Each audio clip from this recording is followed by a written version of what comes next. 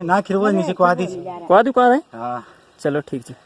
खिरबो चल तो लीजा ले। हाँ ना खिरवो छी छी वकन छे छे वकन के लाने चाहिए फंचो को बोझ राम राम आ गयो तुम क्यों जो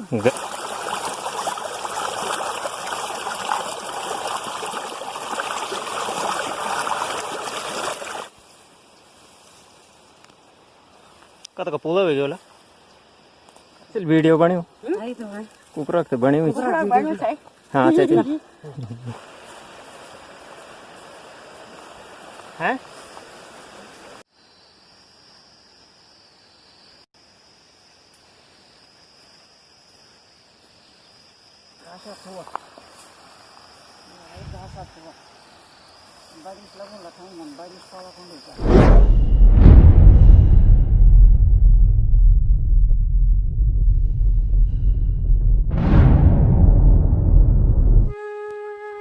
देवभूमि उत्तराखंड से मैं आप सभी का अपने इस ब्लॉग में हार्दिक स्वागत और अभिनंदन करता हूं।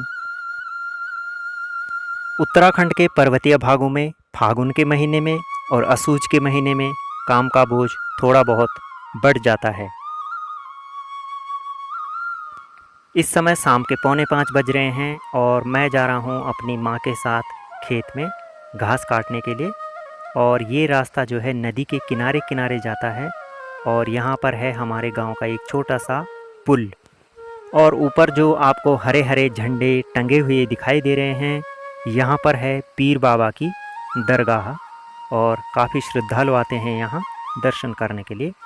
तो अब मैं यहाँ से चल रहा हूँ अपने खेत की तरफ, क्योंकि अभी काफ़ी दूर है और बहुत बड़ी बड़ी घास हो रखी है इस क्षेत्र में।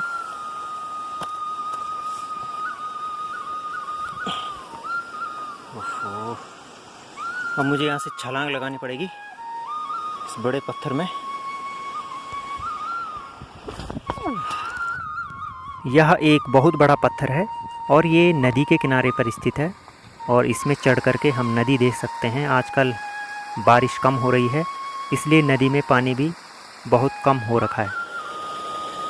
और ये जो मेरे हाथ में हथियार है, इसको स्थानीय भाषा में कहते हैं, हम कहते हैं इसको गढ़वाली में थमली, क्योंकि ये दराती से थोड़ी बड़ी होती है और खेतों के मोटे पेड़ या कांटे काटने के लिए इसको उपयोग में लाया जाता है। तो इसको हम कहते हैं थमली, है ना। आपके यहाँ क्या कहते हैं कमेंट में बताइएगा कि आपके यहाँ इस यंत्र को क्या कहा जाता है। तो अब हम इस थमली से काटेंगे कांटे, क्योंकि यहाँ पर कुछ अखरोट के पेड़ है और उन पर मुझे बाड़ करनी है। अब इधर काफ़ी बड़ी घास हो रखी है और इस घास में केवल हम अंदाजे से ही चलते हैं, क्योंकि यहाँ कई तरह के जीव जंतु भी हो सकते हैं, सांप, बिच्छू और कई तरह की चींटियाँ या कीड़े मकोड़े, लेकिन इनमें केवल एक अंदाजे से चलते हैं हम। और अब मैं पहुँच चुका हूँ अपने खेत में, जो कि अब बंजर अवस्था में है। पहले हमारा बचपन खूब बीता है इस खेत में और ये हमारे सबसे दूर के खेत हैं अपने घर से। और माँ ने कल यहाँ पर घास काटा था जो कि कुछ सूख चुकी है, तो माँ अब इनकी पूली बांध रही है और इनको फिर इकट्ठा किया जाएगा। क्या बोल दी मैया गणी जैसे लगाना था थुआ है थुआ थुआ थुआ थुआ बड़ी एक छोटे से थुआ हाँ बड़े लगा तो पावा कौन अच्छा लगा नहीं बड़ी पावा कौन। अब माँ इस सूखे घास को बांध भी रही है और फिर उनको एक सामने इकट्ठा भी कर रही है, क्योंकि कई बार क्या होता है कि घास सूखी होती है और बारिश आने की वजह से फिर ये घास भीग जाती है। तो बारिश से ये घास भीगने न पाए, इसलिए इसको एक मंदिरनुमा आकार दिया जाता है, जिससे कि जब बारिश होती है तो बारिश का पानी इसके अंदर नहीं जा पाता है और बाहर से वो निकल जाता है। हम इसे अपनी स्थानीय भाषा में थुआ कहते हैं और आपके यहाँ इसे क्या कहते हैं। यदि आप इस ब्लॉग को देखेंगे तो कमेंट में ज़रूर बताइएगा कि आपके यहाँ इसे क्या कहते हैं।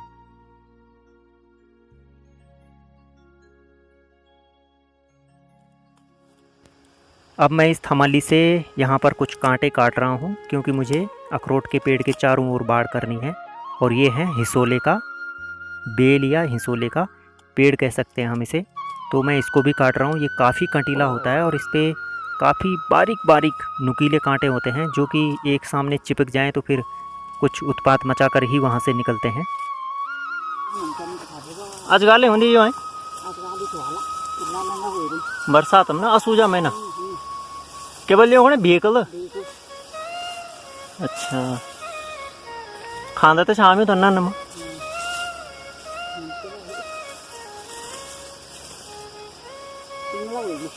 हाँ पक ना अब। यहाँ पर इस तरह के छोटे छोटे काफ़ी फल लग रखे हैं और इनका एक पूरा क्षेत्र बना रखा है अपना और पूरे खेत के किनारे फैल रखे हैं ये। और पकने के बाद ये पीले और हल्के लाल रंग के हो जाते हैं और ये काफ़ी मीठे होते हैं और इनको खाया जाता है। और अब ये है आकाश बेल। क्या मिलन वाले को झाड़ू तभी एक आकाश लगुल बोल दिया है।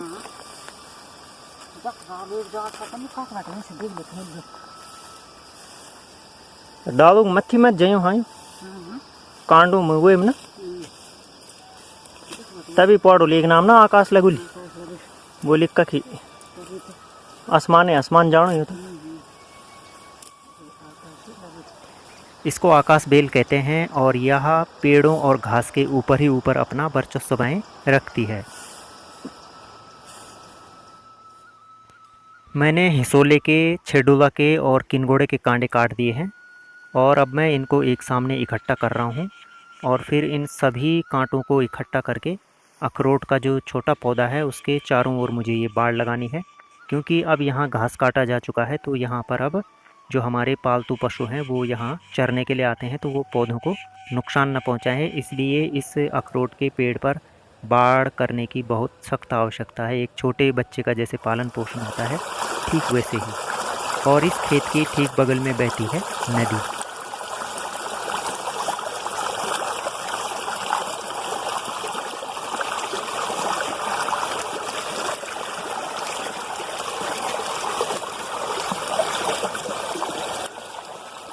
हमारे गांव की सीमा रेखा दूर दूर तक फैली हुई है और ये दिखाई दे रहे हैं हमारे गांव के कुछ घर।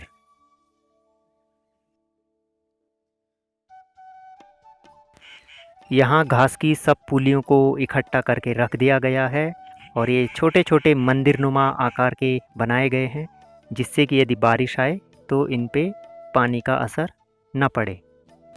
सर्दियों के मौसम में पहाड़ी भागों में पालतू पशुओं को खाने के लिए इसी घास को दिया जाता है और इसी से उनकी जीवन यात्रा चलती रहती है।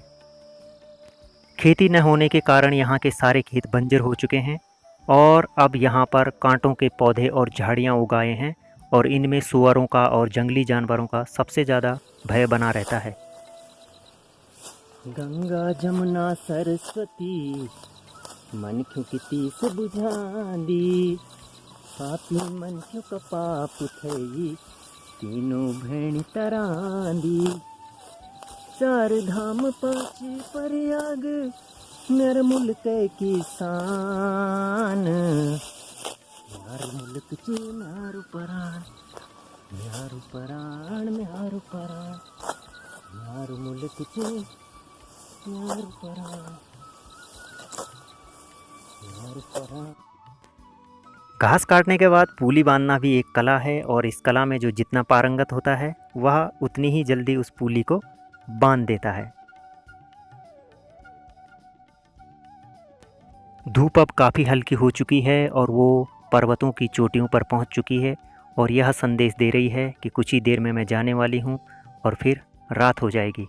तो इसलिए अब हम भी घर जाने की तैयारी कर रहे हैं और माँ इस घास को इकट्ठा करके एक साथ बांध रही है एक कपड़े में। तो इसको हम स्थानीय भाषा में कहते हैं बिठगी, जिसको कि हिंदी में हम गट्ठर कहते हैं घास का। तो हमारी गढ़वाली भाषा में हम इसको कहते हैं घास की बिठगी। माँ ने 2 बिठगी बांध दी है, एक मेरे लिए और एक अपने लिए। इस वाली को मम्मी ले जाएगी और ये वाली मैं ले जाऊंगा क्योंकि इसमें ज़्यादा घास है और ये भारी है। माँ ने मेरे सिर में घास की बिठगी उठा दी है और मेरे सिर में इस समय बिठगी है और मैं ये रिकॉर्डिंग भी कर रहा हूँ और माँ के लिए मैं घास को भीड़े में रख के आया था और वहाँ से माँ ने ये आसानी से उठा लिया है। और अब हम चल रहे हैं अपने घर की तरफ। इन पहाड़ी रास्तों में माइंड को कंसंट्रेट करके चलना पड़ता है, क्योंकि अगर इधर उधर ध्यान भटका तो आदमी नीचे भी गिर सकता है। सिर में बोझा है और पाँव को संभल संभल करके चलना पड़ता है। लगभग सभी लोग अब इस समय खेतों से अपने घर को लौट रहे होंगे। रोजी राम राम, दादी राम राम। बैठा था स्वामी जी, राम राम। ठीक ठाक, कुशल मंगल। और क्या क्या होना था? मतलब वीडियो बनाना है हम लोगों बड़े फर्स्ट क्लास है, एक्टिव हो जाएगा। स्वामी जी क्या करना चाहिए?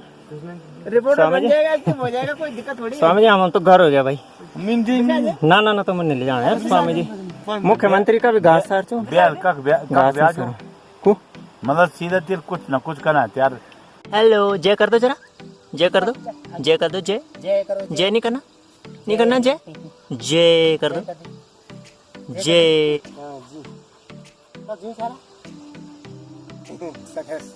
संजू भाई शाम के टाइम यहाँ पर घूमने के लिए आ रखे हैं, इसलिए मैंने भी कुछ देर के लिए अपनी बिटकी यहाँ पर बिसा रखी है। बोझ राम राम, आ गए तुम? क्यों जो? गजब, ओहो। ये देवभूमि है, इसलिए यहाँ कर्म रूपी तपस्या करना बहुत जरूरी हो जाता है और इसी से ही जीवन आगे बढ़ पाता है। आगे चाची घूमे सब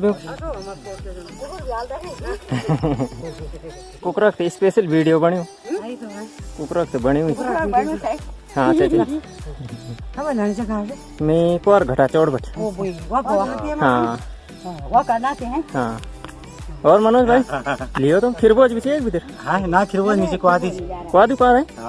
चलो ठीक है, खिरबोज चाहिए तो ले जा ले। हाँ ना खिरबोज छी वकन छी वकन के लाने चाहिए फंचो को आधा हो गया। चलो फिर हम भी घर हुई हूँ। चला फिर, चलो चलो। अरे ना ना। अगर आप चैनल पर नए हैं तो पहाड़ की संस्कृति को जानने के लिए चैनल से ज़रूर जुड़ें और उसको सब्सक्राइब करना न भूलें।